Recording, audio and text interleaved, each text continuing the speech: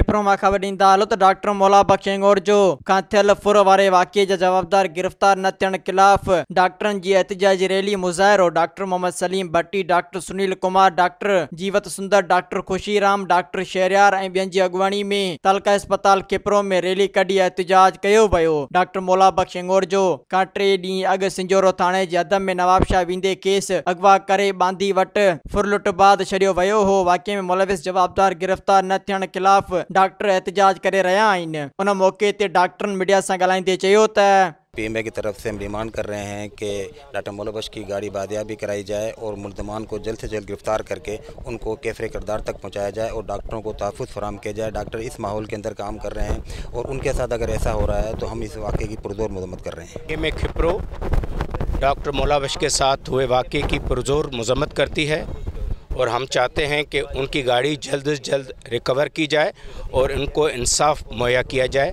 Doctor मौला बख्श खिपरो के एक बहुत ही रिस्पेक्टेबल डॉक्टर हैं। उनकी जो खिदमात हैं वो किसी से भी छुपी हुई नहीं है। तो अगर ऐसे लोगों के साथ भी इंसाफ नहीं होगा तो मेरा ख्याल है कि बाकी लोग स्पेशली डॉक्टर्स डिस्करेज होंगे और उनका मॉरल गिरेगा।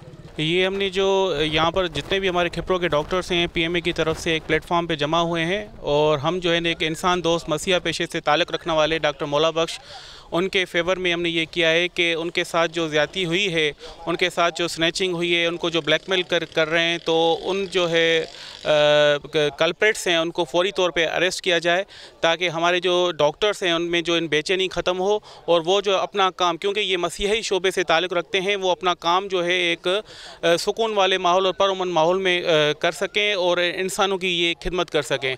ये सारा जितना भी हम सारे खिपरों के जितने भी डॉक्टर्स हैं BHU से हैं, सिटी से हैं, तालका खिपरों के हैं, इनका जमा होने का मकसद यही है कि हमें जो डॉक्टरों को जो है तोहफ़े फराहम किया जाए। हुकूमत वक्त से हम जो है ये गुजारिश करते हैं कि बराए मेहरबानी जल्दी से जल्दी जो है न जो इन्होंने किडनैप किया है, जो जालिम है, उनको जो है गिरफ़्तार किया जाए और जो है डॉक्टर मौला बख्श के साथ पीएमए खिपरों के साथ जल्दी जो है इंसाफ़ी की जाए। आज हम पूरे तालका खिपरों के पीएमए की तरफ से सब डॉक्टर्स जो है वो जमा हुए हैं।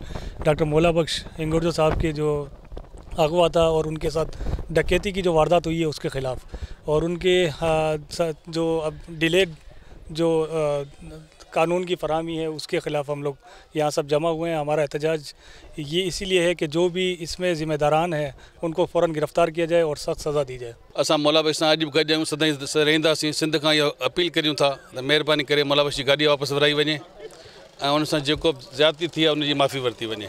डॉक्टर मौला बख्श साहब सां जेका ज़्यादती आहे इंतिहाई ॾुख वारी ॻाल्हि आहे। सॼी डॉक्टरी बिरादरी जेका आहे उहा इन ॻाल्हि जे लाइ परेशान आहे।